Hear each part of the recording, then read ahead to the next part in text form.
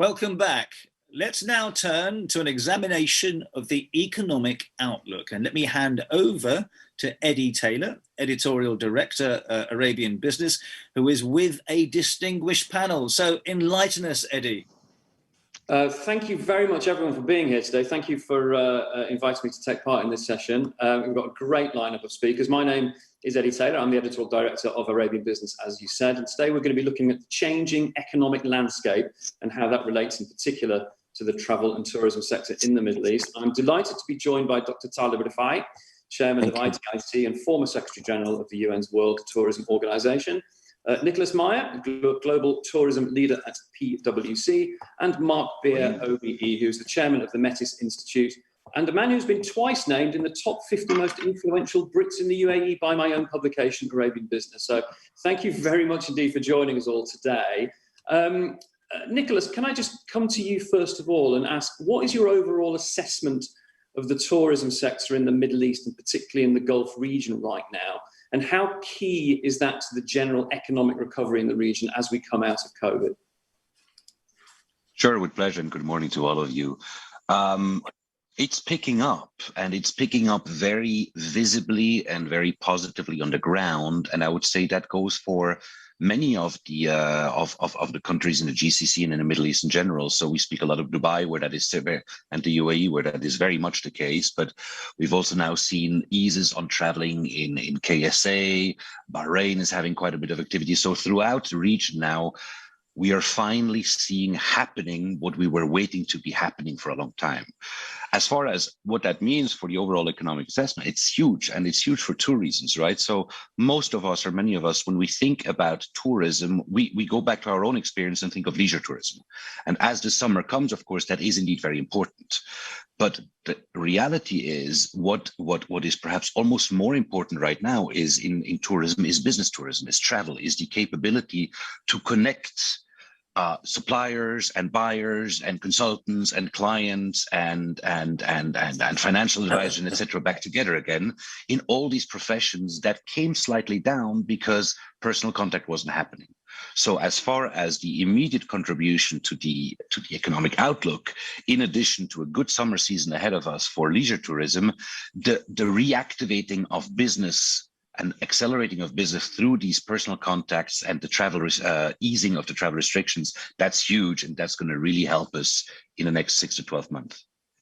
Dr. Rifai, if I can come to you, how much of a model do you think that the UAE has been in terms of opening up its economy, of getting its regulations and policies right, so we can actually look ahead with a degree of confidence, and that we're not sort of looking over our shoulders to the likes of the UK and to the likes of the Europe that are still kind of battling, if you like, with the effects of the pandemic? You know, how much of a model for the rest of the world has the UAE been and can continue to be? The UAE has been great, really, in every sense of the word, particularly Dubai. It has lived up to its legacy of opening up in a responsible way. And that's important. But what I want to say here is it's not important now how good you do on your own as government. The important thing is how you work together as governments of the region. I think there's a meeting now in Saudi Arabia as we speak now. I sincerely hope that the leaders there would come together and agree on a certain protocol.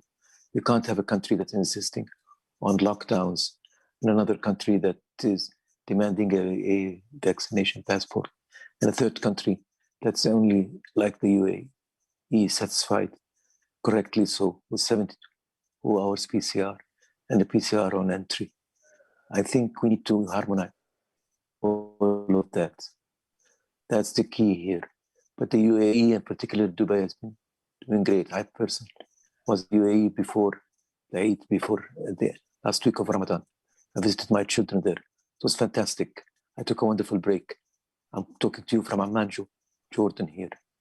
Jordan is struggling to live up to the standards of the UAE. And UAE can help everybody. I think what's needed now is leadership. Leadership to lift everybody up together to the same standards, because this nature of travel is connecting people together. You can't have a country doing good on its own if the other country is not doing as good. So you need to create bubbles and corridors. That's the key to this. Thank you so much. Thank you, Eddie. Mark, I want to sort of build on that a little bit, if I can, coming to you. We saw over the winter that the likes of the UAE offered something of a safe haven for Europeans, offered an outlet for Europeans to come and visit. How important is that in order to rebuild the general UAE economy, by providing a shop window for people to come and visit and experience the city as leisure tourists, and maybe come back as investors, maybe come back as people wanting to start businesses here? And I'm also thinking about the effect that will have when Expo comes around as well. So the fact that Dubai has been able to open up much more quickly is going to have reverberating effects throughout the whole economy from here on in. Yes, that's absolutely right. I couldn't agree more. I think Nicolas's point about focusing both on leisure and business is so critical. The announcement that was picked up by Arabian Business this morning, Dubai going to be the meeting place of the world. What a wonderful ambition to re-engage business. Expo coming up, and so many high net worth individuals now relocating to the UAE, to the region, for the benefits that it offers, and not just benefits on the economic side, personal economic side, but actual benefits in terms of access. And I think that's what many people forget about the Middle East. The hub model, which began in '84, that movement of people with Emirates Airlines, the movement of things with the creation and the dredging of Jebel Ali Port and the creation of the economic zone there, and the movement of money with the financial center, that hub model is still valid today. And the perfect positioning of the region to pick up on the rise of the economies in Asia and the interconnectivity between Asia and the West, I think the Middle East is perfectly placed from a business point of view.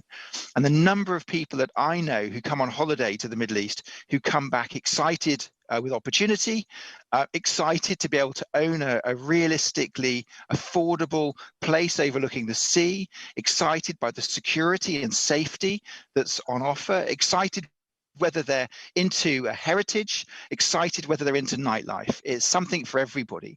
And I think it's very much a beacon of hope for many economies looking at the recovery coming out of the Middle East. And it's done very well as well. It's managed to kind of time certain regulatory frameworks very well as well. So we're now looking at things like the remote working visa, which was a very, very reactive but incredibly kind of foresighted policy to UNRWA. So people from around the world can come and live in Dubai and work, wherever their headquarters may be based. They can live and work here. Can you talk a little bit about the benefits of that in that same framework? Well, I think broadly speaking, the world is de-globalizing. So we're seeing the increase in boundaries, barriers, tariffs and borders. And that is a cycle. It's a cycle we saw from 27 to the early 70s. It's a cycle we'll see for another 30 years. And that cycle requires economies that are committed to a globalized world to rethink how they monetize their business model. Singapore's doing it, Dubai's doing it very well. And it's that transition to the fourth industrial revolution, as Schwab calls it at the Economic Forum. It's that transition to the fourth industrial revolution requires a borderless economy. So we're no longer looking at economies that will thrive by defining themselves by geography. We're looking at economies defining themselves by having borderless licensing. That is the ability to license and do work without the need to physically attend. Borderless banking, the ability to open and transact in a borderless way. And ultimately leading, as we're seeing now, both on the private sector with DM and in the public realm in China with the digital currency there, a borderless currency. And this is where I think we're seeing Dubai in that transition to the digital nomad and that ability to do business from anywhere, but through an anchored, safe and secure environment. This is that transition that I think the Middle East is moving towards. So digital nomad, a digital business, a borderless economic environment. That's the transition that I see. And I, in a sense, people say, oh, well, Dubai's reacted or the Middle East has reacted to COVID. Actually, that's not true. If you look at the trend of movement towards a fourth industrial revolution economy started about 10 years ago in Dubai and slightly sooner than that in Abu Dhabi. What we're seeing now perhaps is an acceleration, but there hasn't been a deviation from the model. Thank you for that, Mark. Nicolas, the sector's recovery around the world has obviously been hampered, just as Dr. Rifai said about, the international situation. You can't decouple one region from the rest of the world. What are the key steps from a policy point of view, whether individual governments or travel bodies or regions, that need to be looked at now to ensure that we can really begin to move forward aggressively? Sure. So what it really is a variant of a vaccine passport or of an all-clear passport. And as of late, and I've been sitting a lot of these bodies that discuss this seems to have become to some extent a contested subject. I myself am a little bit puzzled why that may be, but the reality is that, and I think Dr. Taleb had addressed this very correctly, if we wish to have tourism and business travel, then there is absolutely no way that we are going to restore that without providing tools and digital support that facilitates rapid transit between jurisdictions. Now, whether that is on an app or whether that is a piece of paper, etc., those are just the mediums by which they are being provided. But the governments and the transnational bodies, IATA, World Travel Tourism Council, United Nations World Tourism, everybody can contribute, will need to come to a solution that says, I have the ability to create trust, comfort, and transparency between any two pairs of a travel, and to all the people in between that need to have a responsibility in there. Because we got to remember, it's not just the Swiss border guards and the Japanese border guards, right? It is also the airline, it is the taxi company, it is the hotel, it is the convention center, and. There seems to be a lot of resistance, perhaps more so in Europe than in other places, to such a notion. And I think those resistance are primarily driven by two levels.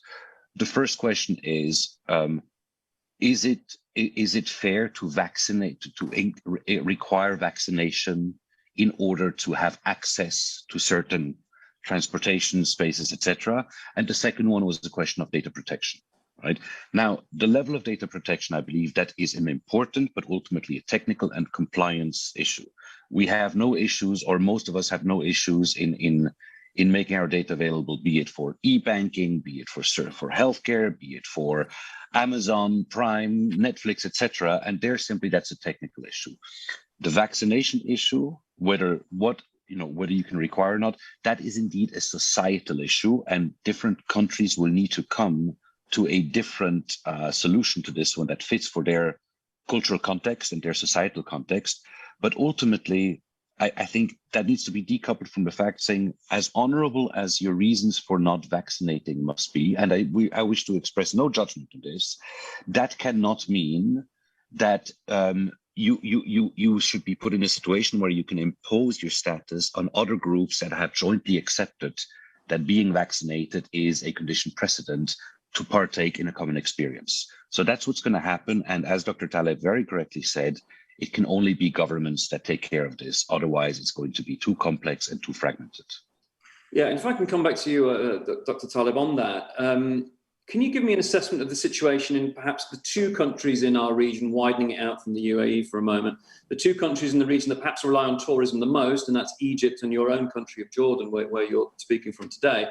How have the twin issues of the pandemic and the recent conflict in Gaza impacted the industry, and how critical is it that those industries are rebuilt for the good of the whole country? Okay. Egypt and Jordan are very similar in the state they're in. Their influence, their impact of the Gaza situation on them was more or less similar. We were not impacted that much because we didn't have international traffic anyhow to start with. So that did not affect us per se. But the important thing is the vaccine situation. As Nicolas just said, I don't think it's fair to play this vaccine game. It becomes a game of those that have it and those that don't have it. You can't have countries that are vaccinating so quickly and other countries that are not. Unfortunately, in the occupied territories, the Israelis have vaccinated their own people. They have not vaccinated the people in the West Bank or Gaza, which is very, very short-sighted in some ways, because You can't really, it needs 5 years at least for the whole world to be vaccinated, 70% of the world to be vaccinated. And real travel will not revive unless the whole world is vaccinated. Because you travel from one place to another. You cannot have a country that's vaccinated and not accepting people who are vaccinated. Do you think that a bit like Israel's responsibility towards the Palestinians, the developed world versus the developing world has a similar relationship, that in order for the world to get back on its feet, it is the responsibility of the developed world countries to help ensure that as many people around the world do receive the vaccine? Absolutely, absolutely. That's one point. But the second point, what Nicolas and Mark said, you can't just overrate vaccination. The passport must be a passport of vaccination, plus PLC. If you're tested, you're okay to travel. I think testing is much more reliable in this regard. It must become more affordable, more available to everybody. Because when you test, you're guaranteed you don't have it. And that's what you need. Now, you could also have a peace of mind that people are not going to travel just because the government said you can travel. Now, you need to create some insurance policy related to COVID. And there are good examples in the world about this. The Caribbeans, for example, in Jamaica, I know of a program called Jamaica Cares, which is a special insurance policy. It guarantees you will be treated or repatriated to your home if anything goes wrong. That creates a peace of mind to the traveler. Now, if you add that to digital nomads, as you said, then you have the return of international travel slowly to each of these countries. Nowadays, it's only domestic and regional travel that's thriving. International travel is not picking up yet, except in Dubai, for example, or Saudi Arabia, countries that have realized this from the beginning and are promoting themselves as hubs. That's what I want to say. Thank you. Thank you, Dr. Taleb. Mark, coming on to Saudi Arabia, which was just mentioned there, that's got perhaps the most ambitious tourism plans of any country in the region right now. From an international point of view, what are they getting right, and what do they need to do more of in order to stake a real claim to be a tourism magnet for the world? Well, there's no question they have a huge amount to offer, and they're focused, aren't they, in the changing demographics. We've got two rising stars in changing demographics: the silver-haired generation, or those with silver hair or no hair. That is. Well, I was going to say, so distinguished. But you said we've got that, huge spending power, which is increasing dramatically, and then we've got the youth, particularly out of emerging markets. So those are two demographics. Now, with the developments of the kingdom, particularly around Red Sea, we're going to capture those that love to see heritage and experience, tradition. So they're capturing the rising demographic of the aging traveler, high spending, respectful travelers. I think that's really good, and it's a good step in the first direction. What I think is really interesting, though, is again brilliantly advised. I think is they're looking at the longer term trends. So we know that in NEOM, the city of the future, and I think in Red Sea, they're going to not only have a separate civil legal system governing, interaction between people, they're going to have a different criminal system. Now, if that goes forward, and it would need approval at the highest level in Saudi, but if you could travel to Red Sea and the environment would be similar to Dubai or similar to Singapore or similar to other attractive destinations, so that you get the safety and security, you get the heritage and the history, but you also feel that you're in a comfortable environment, then I think we see not only the rise of the silver-haired tourist, but capturing the second demographic, the more youthful demographic, coming to enjoy their holiday, boutique hotels, excellent accommodation, and diving and all of the other things that's going to be offered at Red Sea. So I see the trend for Saudi Arabia to be very, very strong.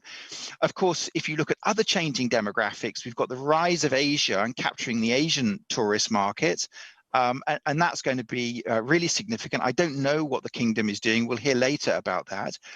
But for example, the UAE has done a wonderful job in the last 10 years in capturing that as a growing economic, changing the visa requirements, more flights. So that's why I think the Middle East is exciting, because it's looked at the long-term trends.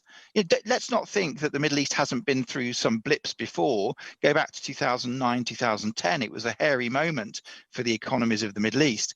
So this COVID situation, 2 to 3 year issue, I mean, obviously important issue, but 2 to 3 year issue, in the long term, it's just going to be a small road bump in otherwise a fantastically planned trend of growth in tourism across the region.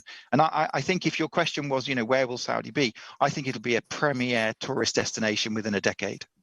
Very interesting. Unfortunately, we've got to kind of wrap this up, but final question to you, Nicolas.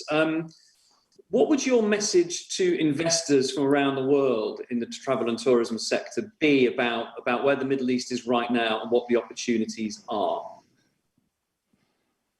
Sure. So first of all, I would point out that there is a very diverse economic landscape between the different countries, and opportunities exist in all of them, but they may not be the same. I think, and that happens to a large extent. The informed external investor needs to start building a very differentiated view of the opportunities in the different countries in the Middle East and the investment opportunities therein. If we quickly look at, and I think that's perhaps the most interesting one, because we had just spoken about it, and I have the pleasure of speaking to you from Riyadh today, and I think Mark pointed out most of the elements in there, but my message would be, you must come and see for yourself. Right. I have seen places in the kingdom that in my wildest dreams I would not have thought existed, of natural beauty, of man-made beauty, of experiences, of all spectrums. And I think certainly the kingdom, for example, is not well known well enough yet outside to simply allow you to make your investment decisions on an Excel sheet and a glossy. So come and see it. For some of the other territories and countries, I mean, it's different. I think we just heard it. Dubai and the UAE is going to come out as a winner of this of this unfortunate moment. They have unbelievably well and with a lot of agility realized how they could position themselves. I love living there. They've made me feel very comfortable, very safe, and I see it, how this is going to happen. But I would also like external investors to realize that tourism in the entire region is gonna take off faster than before. Egypt is absolutely ready to just have a start through. We've seen about the other Gulf countries having increased initiatives. So you need to see it differentiated. You need to come see it, and you need to pick your spot and then understand what the dynamics are. And then there's absolutely exceptional and phenomenal tourism investment opportunities, be it in the more classical bricks or mortars, or in the experience or education side, where that investment is not only very attractive but also very needed and would be very welcome. Nicolas, that's a wonderfully positive place to leave it. And I thank everybody on this panel for joining me today for a very, very illuminating and informative chat. Thank you all again for joining me. I will hand you back to Rajan, and I hope you all enjoy the rest of the summit. Thank you very much indeed.